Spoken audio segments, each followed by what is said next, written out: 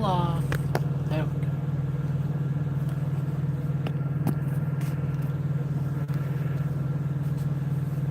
I don't know if I have it plugged in. And I don't.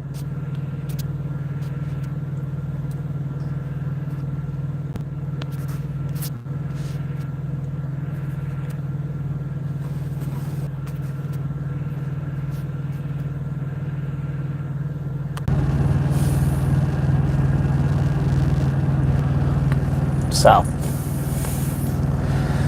still waiting, hoping that somebody will show up. Anybody. Let's see, go to that. Okay. So, if any of you actually do show up on here, I do hope that you'll say something into the chat, because I won't be able to know for a few seconds at the very least if there's going to be something popping up. So, I guess I'm just going to start at some point. Because I don't know if anyone's on. I really don't. I'm trying to get everything set up, and it's very hard to do this.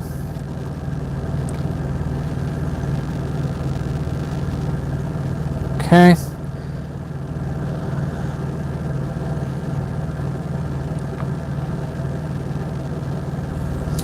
So, is anyone in yet? I really can't tell. No, my hair's terrible on this. Well, while I wait for this to go, I'm going to get myself looking better. And I have no idea. I need a haircut. If I haven't had the money the couple weeks. Hey, I've got somebody. I don't know who it is, but I do have somebody. All right. We actually have a viewer. That's amazing. So I am talking to, if whoever's on there, just say something in the chat. I'll probably get it in about 10 seconds, but I'll get it at least.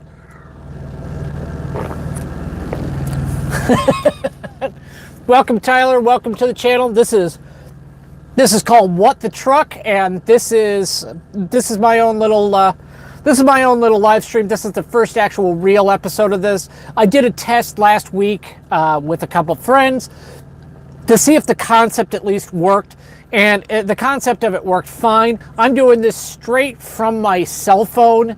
Everything that you're seeing here or that's being done on this is through my cell phone.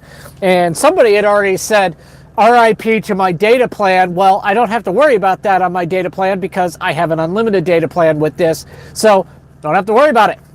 So it means I'm going to be able to do this probably for about an hour. So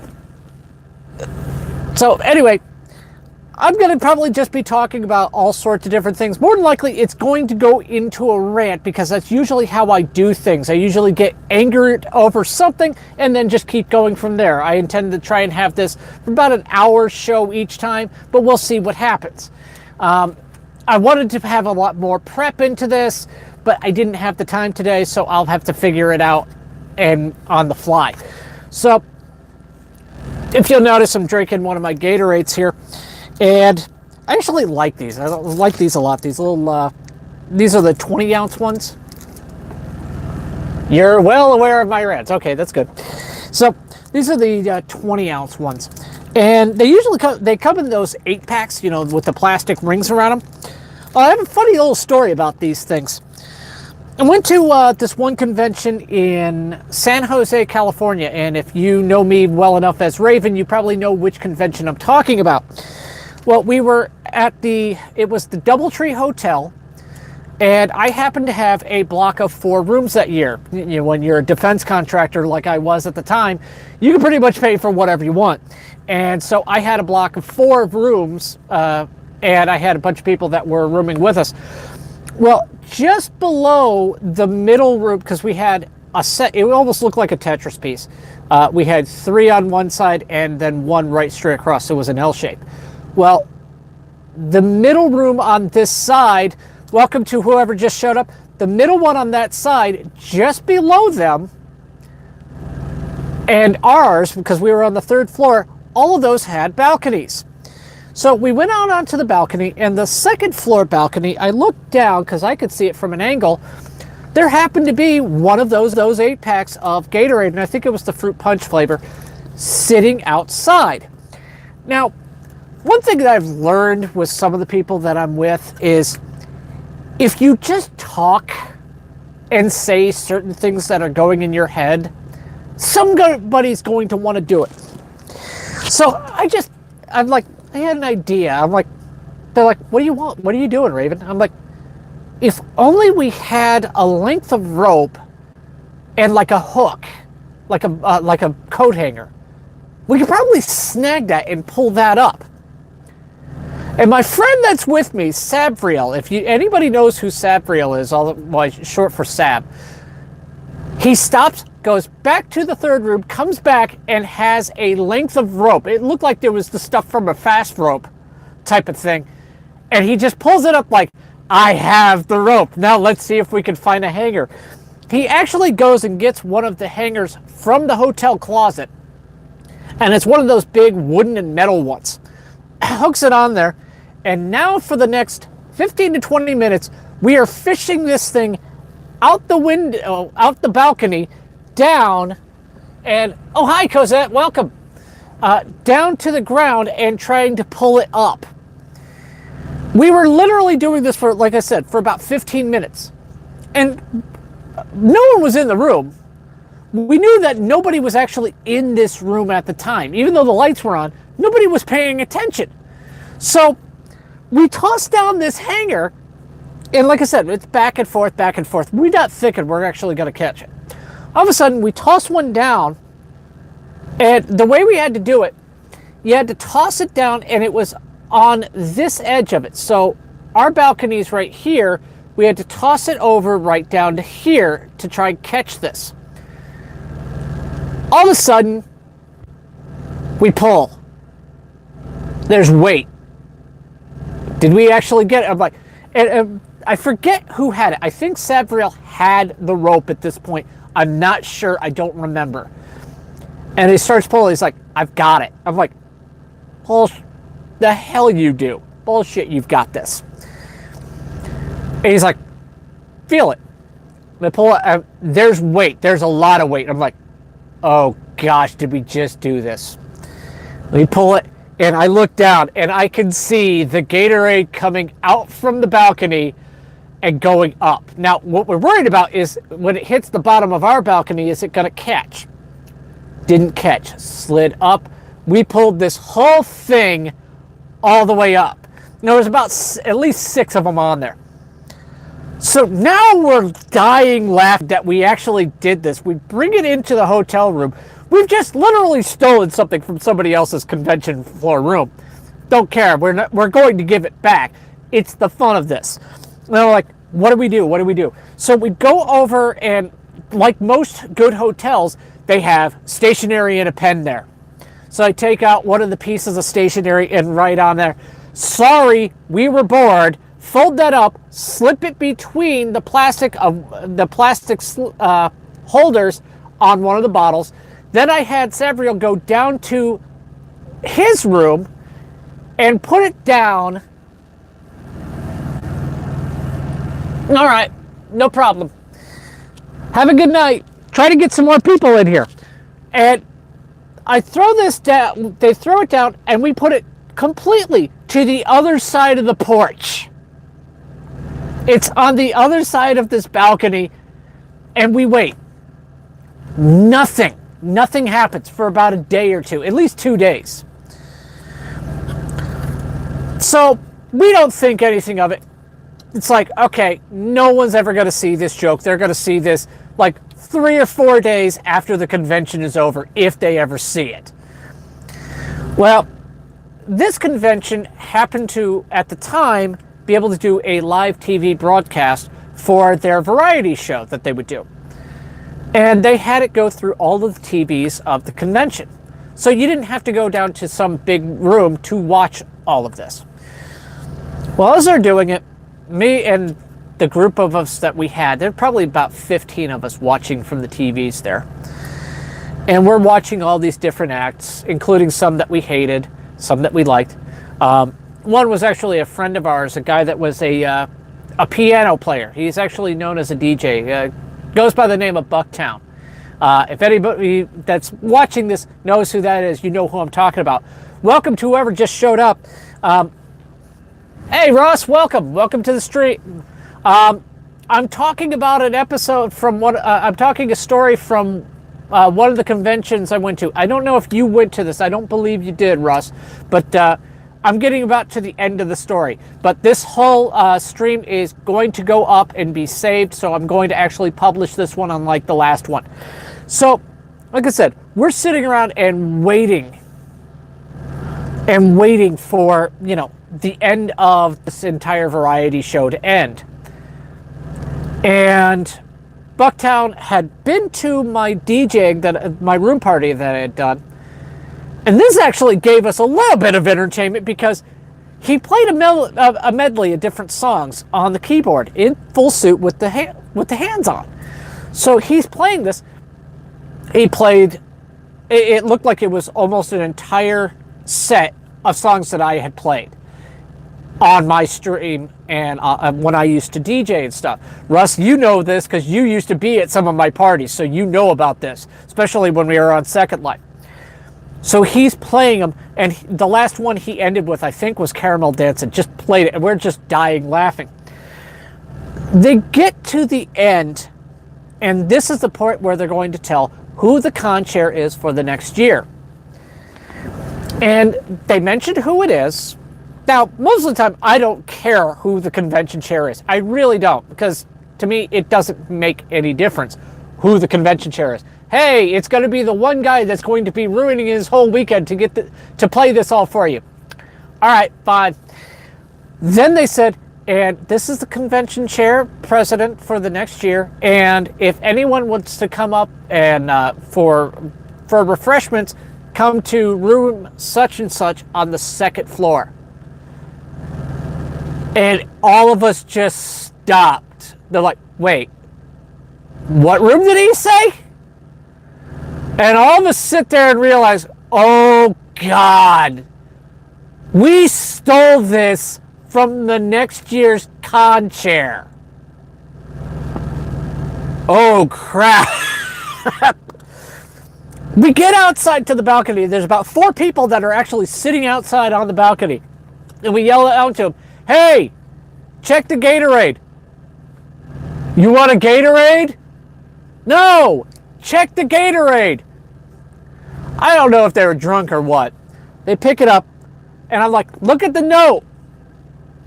They read it. Sorry, we're bored. Funny. Go in, and I'm like, don't you want to know why it's there? How it got there? That didn't do for us. I go tell Seb, get your stuff. We've got to catch it one more time. We throw it down, and this time, keep in mind, it's on the other side. They left it on the other side. We pull it up, and this time, once we got it, we took the entire thing along with a group of about 7 of us, went down the stairs, knocked on their door, and go, did you lose this? We created a brand new game that we could only do, unfortunately, that year that we called Con Fishing. So if you're ever at the Doubletree Hotel in San Jose, California, and you're on the 3rd floor, yes, you can steal somebody's stuff on the 2nd floor balconies if you have a rope and a hanger. So apparently I've only got 2 people on here. Is it still, I'm guessing it's still Tyler and Russell that are in here? If you're in here, say yes or put a word in there or something. Anything. I'm fine with either one. Yup. I wish I had a better way of doing this, Russ. Should be getting my laptop this next week to have out on the road. Hey, Tyler. I should have my laptop out here on the road with me, which might make this a little bit easier. I'll figure it out. I might actually do it from the laptop using the phone as the Wi-Fi capability on this. But we'll see. We'll see what happens. If I can do that, this might be a lot better. I don't know what I'm going to talk about next. I think this is just going to go off. Yeah, you know what? I'm just going to go off. I'm honestly starting to get tired at how lazy some people are actually getting. From anything from not using turn signals on the road, not cleaning up after themselves at their own tables, you know, at a fast food restaurant, you know, not taking their trash with them, just leaving it there. Simple things that used to be a common courtesy aren't anymore. To the point that people aren't even flushing toilets when I go to a truck stop or a rest area. This is not a joke. I-35 going between... Oh yeah, it's completely HD. When I'm on Interstate 35 and I'm between Waco, Texas, and Austin, there are 2 rest areas that are there. It doesn't matter which one I hit. It doesn't matter what time of day. Literally, this does not matter. There's going to be at least one in either one of the restrooms of the stalls where it's clogged or someone didn't flush. For the love of God, people, can you not figure out, hey, there's a button. I can flush the toilet myself. And these are the automatic ones that it does it on its own and it somehow screws it up. What in the world is wrong with people that they can't do this? It's not hard. I can hit the button on my phone and stop this anytime I want. Is it really that difficult to do? You can't be stopped for 5 seconds to turn around. Hey, I'm done. That's good for the next person. How hard is it to do that? And it doesn't matter. These are grown. There we go. I'm sure you lost me there for a few seconds. I don't know how long. It just froze up. Yeah, I'm sure they're doing something on their phone or whatever, but once you're done, flush the toilet. And what's even more disgusting is watching these same people that'll do that not even wash their hands as they leave. The soap and water that's there at rest areas, truck stops like that, it's not like you have to pay for it. Use it. Wash your freaking hands, you disgusting animals. I'm fine with it. You know, if they're going to do that, I'll still use it. I just use more of it. So, you know, I want to make sure my hand doesn't go through the stuff that I can actually see. By the way, funny story on that. I actually learned about this. Another use that they have for that single-ply toilet paper that they have is actually for on the roadways for when they're doing patch jobs. You know, you'll see sometimes where they'll patch a crack with that, it almost looks like it's a paint. They put a layer of that over the top and it actually seals it in better. So maybe that's why some of these states are using it. By the way, don't flush those wipes, Russell, because that actually clogs those toilets up. It's not designed, I don't care what they say, where they say it's flushable, do not do it. They will not break down as much as you think they will. Major cities all across the world are having problems with that, including London, Paris, Los Angeles, New York, it doesn't matter. So don't flush those regardless. So yeah, that's one. There's other things. Like I've seen people go, well, I'm just going to take this and I'm just going to flush it like paper towels and stuff. Are you out of your mind flushing stuff like that? I get it. It looks like it's a giant trash can that everything goes away. This is a true story, and I can understand why these people did it this way, because this is how they learned. In Afghanistan, this would have been probably about 2007, 2008 time frame. The United States military built on one of the Afghan bases. They had the Afghan military training facilities, I believe at Kandahar I think it was at Kandahar or Bagram Air Base. So they had a whole state-of-the-art place that they built for them, including brand new latrines, bathrooms, you name it, all there. 6 months goes by. All of a sudden, the entire latrine that they had, or, you know, toilets, all were backed up and flooding. And they didn't know why. They're like, this is a brand new facility. This is state of the art. We know this was built to code that we have in the United States. It wasn't built to a code that they probably don't have in Afghanistan and a lot of the different villages. So we know this was built right. What happened? Anyway, so they have to dig this out, figure it out. They get to where the septic tank is. All of a sudden, they drained it. And they found inside it a bunch of smooth river rocks, like pebbles about this size. They're like, why are these in here? Why are there smooth river rocks in here? We didn't put them in there. This is not part of the design. Why are they here? Then someone put 2 and 2 together. A lot of the Afghan military at the time, I don't know if it's changed much, but this is definitely the case at the time, did not have regular running water in most of the cities. You really didn't have it. So your bathroom, in a lot of cases, was probably going to be a hole in the ground or an outhouse. Well, you're not going to bring toilet paper with you. You're going to find the next best thing, which is a smooth river rock. So what these Afghan soldiers were doing was doing what comes natural, what they've learned to do for, generations probably. They were wiping with those and then flushing. And they literally, no, Sears catalog, you can't do that anymore because it's glossy print. They can't do that. Corn cob, they don't grow corn over there. Mainly because most of the corn that comes in, it's going to be all the, it's just going to be the kernels at that point. The places that they can grow crops out there, Russell, you're planting opium on it, pure and simple. It's the only cash crop that they've got. It makes more money for them than corn or anything else will, so they're going to grow that. They had to teach them how to actually use toilet paper. We had it there for them. They didn't know it.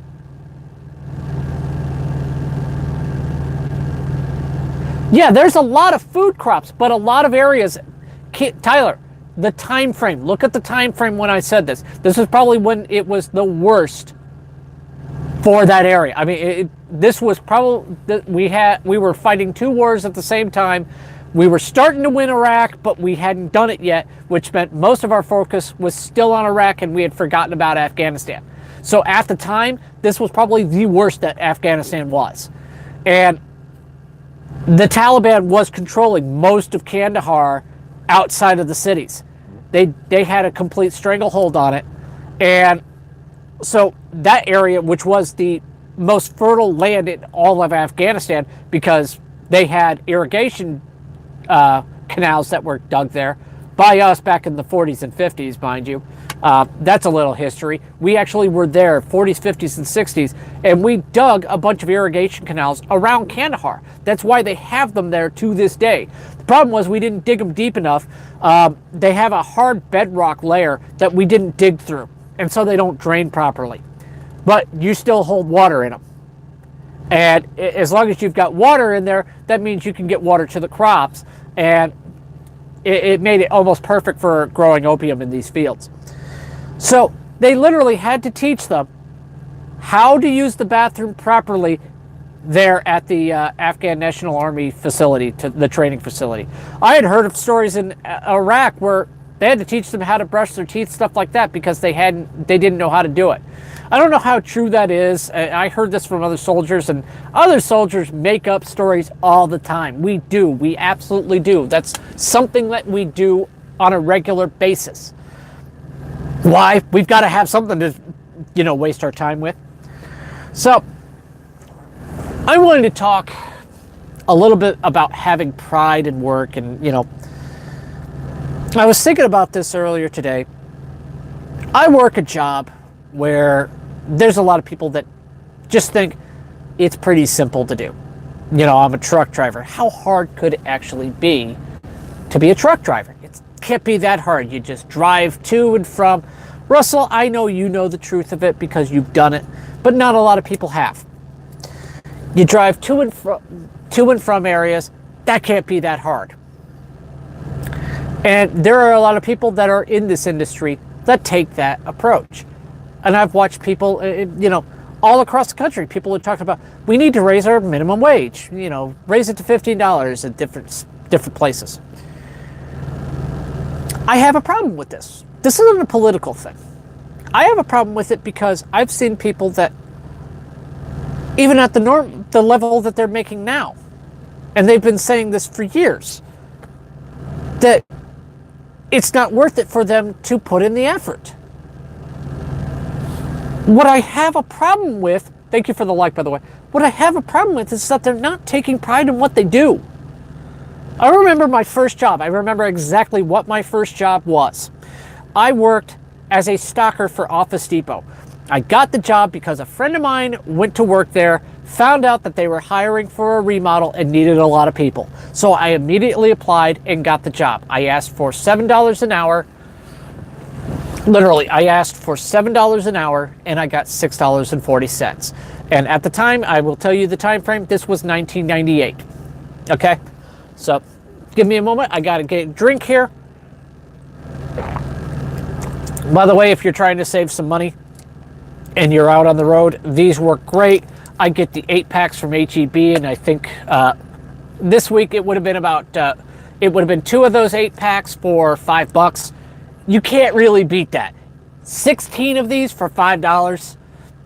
You do the math, you can tell how much these things cost at that point. So, I started with this, and I remember the assistant manager, she specifically said to me, have you worked anywhere else? No, this is my first job. She's like, good, that means we can train you right. Okay, no problem. I know for the first 3 months I was there, I was breaking my ass to make sure I did everything right. I was probably one of the fastest at stocking the stuff. I was making sure everything was fronted out there right. I was helping every customer I could. For a couple reasons. One, I knew at the end of about 3 months they were going to say who they were keeping and who was going.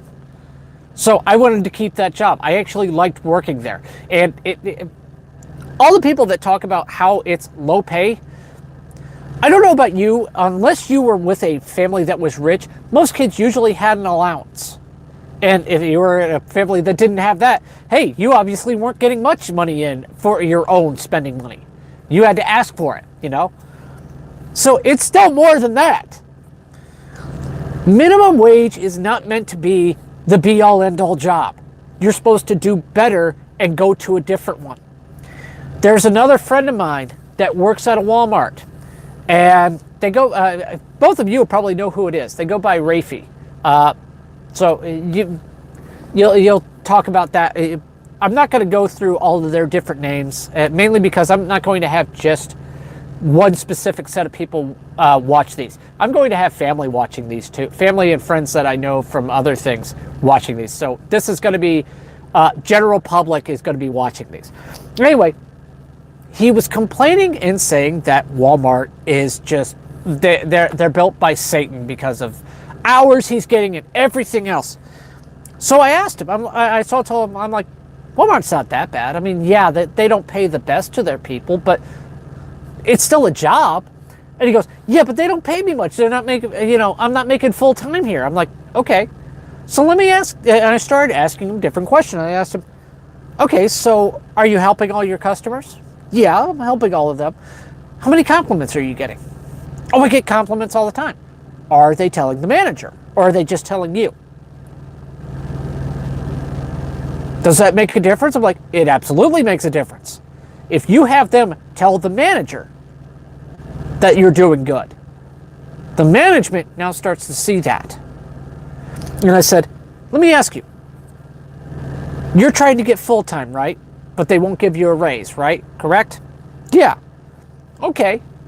So he had told me that they had raised his hours just about to the level that full-time is now. It was like 33 or some odd hours. They had raised it. I'm like, so wait, they haven't given you a pay raise, but they raised your hours. If they raised your hours and you were close to making full-time at a company that doesn't want to give full-time because then they have to pay all the benefits and it increases your pay way more. And they know what they're doing. Walmart has so many employees to pay for that it gets expensive. I understand it. If you looked at the macroeconomics that they have to go through, they're one of the largest employers in the world right now. So that's a big expense. But I said, your manager is seeing what work you're doing. Otherwise, they wouldn't have given you more hours. They want you to be able to make more money. I know my first job, we used to love it when the manager would tell us, hey, you get to go home early. Now, I'm one of those people that if I was working one of those jobs, no, I don't want to go home early. Why? If I have to leave by, an hour or 2 hours early, that's money out of my pocket that I'm not getting paid because they're obviously not going to pay for the hour I'm not there. I know they don't need people, but I'd be like, no, send them home. They can go first. So it's this whole thing of having pride in what you do. I don't care if it's flipping burgers or something or anything like that. I don't care, mainly because all of us have had to start doing garbage jobs. All of us have. I don't care what job you do. You have to start at the bottom. It's just how it is. Some people just feel they're so entitled to these higher paying jobs right out the gate. You're not. You have no experience. Even if you've had college, you have no experience doing the job. So of course you're going to start at a lower end. And again, minimum wage was just a way to get in the door. And you were supposed to go past that. Even McDonald's does that. It is very easy to work at a McDonald's and become an assistant manager. At least it used to be. I knew friends that they could become an assistant manager within a month. That's pretty easy if you could do it within a month.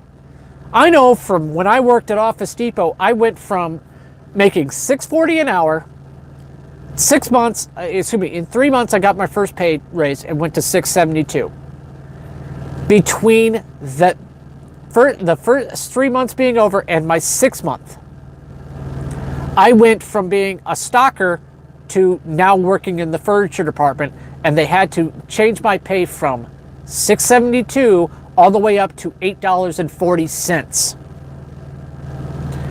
Now, I knew what the minimum wage was at that time. At that time, I think it was about $6.15. But see, I didn't even stay there. I didn't stay at the minimum wage long. By the time I left that store, about 6 months later, because we moved to Tallahassee, I was making close to $9 for my first job. Why? Because I had probably the best rapport with customers in there. They saw I could sell stuff. They saw that I knew what I was doing, that I had knowledge of the entire product floor, including the technology area where I couldn't sell much, but I could at least help out the guys.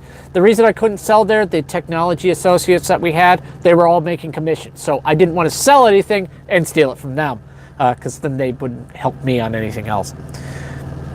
When I got to my next store, I took over the entire furniture department on the full time, working 40 hours a week. And keep in mind, I was also doing college at the same time and working it as much as I could. So I was burning the candle at both ends. I still was the top seller in the store. And in fact, I was number 10 in the region of Florida for one specific item. I beat my entire district. They couldn't even come close. It was a special order chair that you could get quite a few of our different chairs. You could get them in different fabrics, stuff like that. The top person behind me in my district had 20. By the time the fiscal year was over, I had 110. I want that to sink in for a moment. I had 110. They had a banner up at one of the other stores that literally said "Eat Ed's lunch," because somebody apparently there was a bet that if they beat me, the manager was going to take them to lunch. Let's put it this way: my manager took me to lunch, so I absolutely won that bet for him.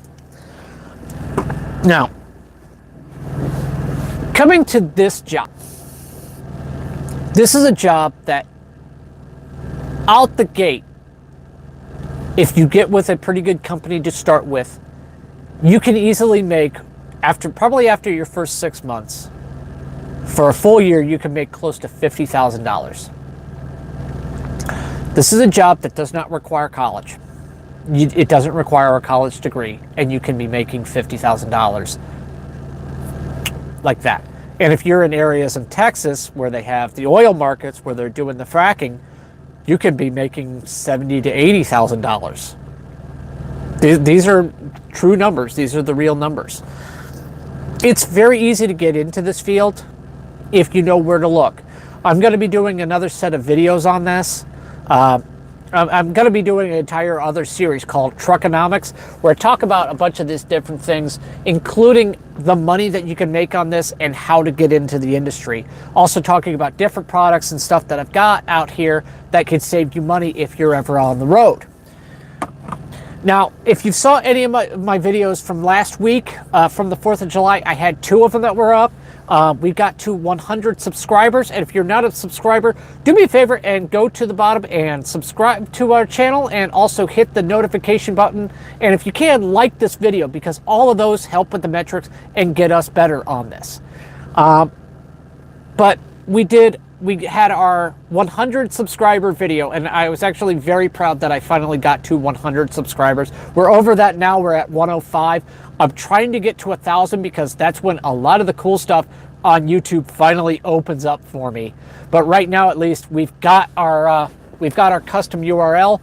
We're at www.youtube.com/c/technical difficulties media, all one word. And that is our custom URL. So we now have a custom URL that we can put on business cards, stuff like that. That's not going to change unless I change that URL. So we finally have something that gives us a set footprint that we can work off of. And I want to thank everybody that has helped out with that. Anybody that's watching this video, whether it's on the live portion or afterward, thank you so much for your support.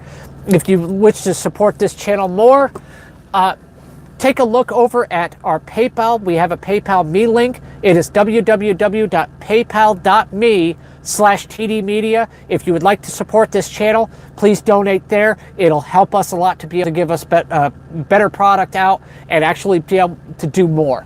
Yeah, I understand that, Russ. Oh, yeah, that's something that happened this week. I really want to talk about this. Oh, my week got screwed up. Where is it? Where did I put it? It's in here somewhere. There it is. So, oh, we got a third person. Thank you. Whoever just showed up, thank you. So, I had to go into the doctor this week. And the reason I've had to go into the doctor is, now, Russell, you know about this. When you get a CDL, you have to have a medical card done. And you have to go to a medical examiner to do a CDL, a DOT, that stands for Department of Transportation, physical done. Now, one of the things that they check for, they check your heart. And as he was checking it, they have to check your blood pressure, which my blood pressure was a little bit high. I admit that. But he hears something, and he wants me to go for an EKG. Now, if you don't know what that is, that stands for electrocardiogram, and I had one done this last Monday. The reason they were doing it is because they believe I have a birth defect called a bicuspid heart valve. See, your normal heart valve has 3 leaves on it. And I'm trying to do this, but it's kind of, basically it's kind of like a star shape. And it just opens and closes. Standard. Well, mine only has 2. And that's how it opens and closes. Now, this only usually happens in about 1 in every 90 births or so, and it's usually not even an issue for a long time. I'm getting closer to 40. Right now I'm 37. So if you didn't know what my age is, you do now. I'm an old mother. I'm an old mother trucker. I got to remember, other people are going to be watching this. And so some of the issues that can come up with this is something called an aortic dissection. Now, if anybody is familiar with John Ritter, you know what happened to him. He actually had that happen to him. That's why he died. He had an aortic dissection, which basically the aorta just splits in half. and you bleed out rather quickly. And that is one of the problems that can happen with this. The other part is that the valve, since it's working harder than it should, can wear out over time. Now, I don't know what the physical condition is. They've got to get it to whoever the cardiologist is that looks at the EKG numbers to be able to tell me what that means. But they did say my blood pressure was high. And I have these now. I have something called atenolol. These are 25 milligram tablets. By the way, I haven't gotten the bill for these yet. If you look here, let's see, where is it at? Oh yeah, VA. I love the VA. I can go in and get my prescriptions done. In fact, they're sending me the other one before the other one's out. But I want to show you how tiny these little pills are. These things are some of the smallest pills I've ever seen. Look at that. Look at how small this thing is. I take one a day. That's it. And I don't know what it's... They're smaller than Tic Tacs. They're literally smaller than Tic Tacs. You could take one of those regular hole punches. They're smaller than a standard hole punch. I've never seen a pill this tiny. Even Claritin's bigger than these things. But apparently they want my... not my... about the same size, but they're completely round. So I'd say it's about the same size, Ross. So they give me these things, and apparently my systolic number, which is the top number, was a little high, but the one they're worried about is the bottom number, the diastolic number, and that's when your heart is supposed to be relaxing, and apparently mine's going, no! I'm not gonna relax! I don't know why that is, but yeah, that's what it is. And that's what they gave me. And I was reading it, and some of the things that it says, do not operate heavy machinery until you know how this stuff affects you. I've tried it for a few days. I haven't even been tired. So, my BP numbers were the last time they checked it, I believe they said 148 over 110. So, Tyler, I'm guessing you've got to be an EMT or something like that. If you're knowing that. I've looked it up, and yes, I do know what that means. 148 means I'm in hypertensive stage 1, but the other one, the diastolic number, they said that was hypertensive crisis is what I looked up on that. Yeah, I'm one of those people that I'll pull out my phone and just start looking stuff up. I absolutely do that all the time just to find out what it means, because usually a doctor doesn't tell you everything because they must think that, you know, I get to wear this lab coat, so I have to hold all of this information. No, give me what it means. And don't tell me in some, you know, such dumbed downing.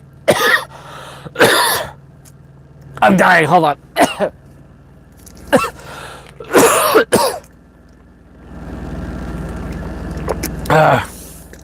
I choked on something. Yeah. You're supposed to smoke it, not drink the vape juice, dude. I know it's supposed to smell and taste sweet, but you're not supposed to drink the vape juice. Give me a moment. I've got to actually... Fuck! I almost killed it. Wow. That was incredible. I almost dropped the whole camera. I forgot I am hooked up to this freaking lav mic that I've got. Excuse me. Yeah. Well, good thing I'm not throwing tables. I'll throw a folding table next. Russ is juicing. He's juicing. I saw it. I saw you. You said you're juicing. By the way, if you're wondering all the lights in here, I am actually in my truck. I'm going to start calling this the Red Rolling Studio. Russ has already seen in here, but yes, I am actually in my truck. I'm just back in the sleeper cab. We lost somebody. You. Go truck you. It's 60 watts. 60 watts? That's the power of a that's the power of a light bulb. I gotta get this camera set back up.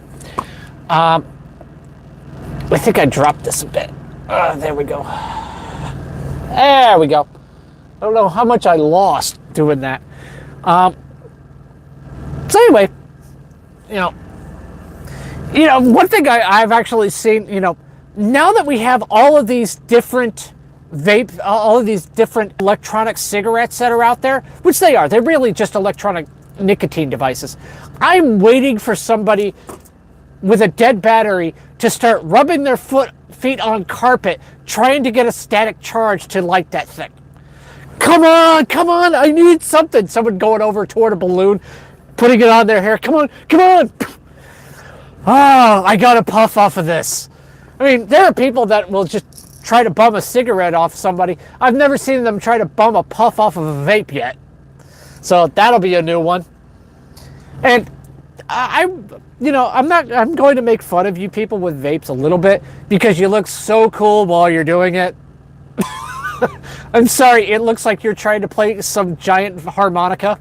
That's really what it looks like. You've got this giant thing in your hand and you stick it into your mouth. It looks like you're trying to call for ducks. Wah, wah, nicotine.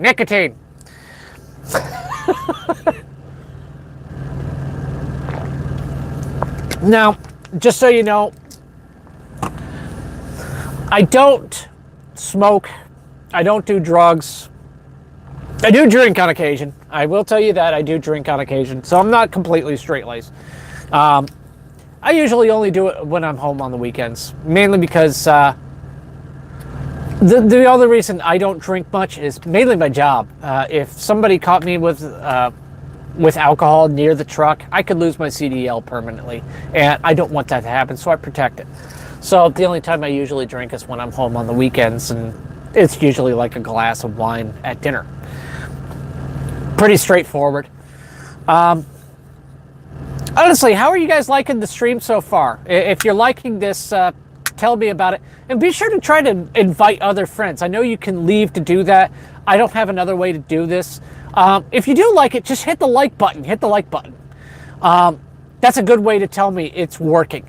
Because otherwise I can't tell. I really have no idea what this is doing. You guys are popping stuff in, but a lot of time I can't read that because it distracts me a lot from what I'm trying to do. Hey, thank you for the like there. I appreciate that. All of those likes do help me. I want to talk seriously about another issue that's kind of come up, and I just watched a whole thing on it. I'm fine about that. That's not a problem, Tyler. One thing that has been showing up in the news lately is about the country of Venezuela. Now, I'm not a fan of their government. I'm not a fan of their government style. It's what's called democratic socialism. And a lot of you that want socialist stuff here in the United States, I will say what you're actually doing is called being a social democrat. It's something completely different. Free education, stuff like that. And some of those have good virtues in them.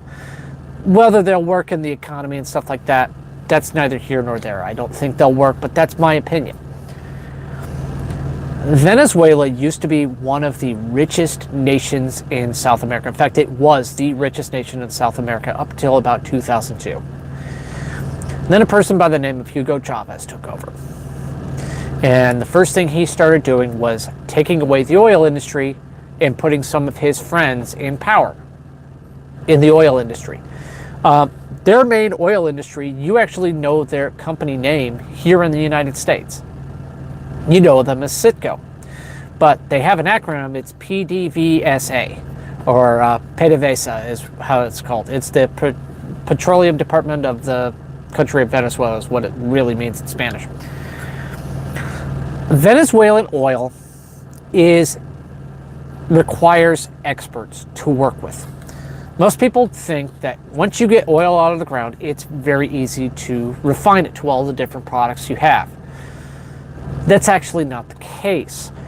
You can have a very thin crude oil. You can have what's called light sweet crude.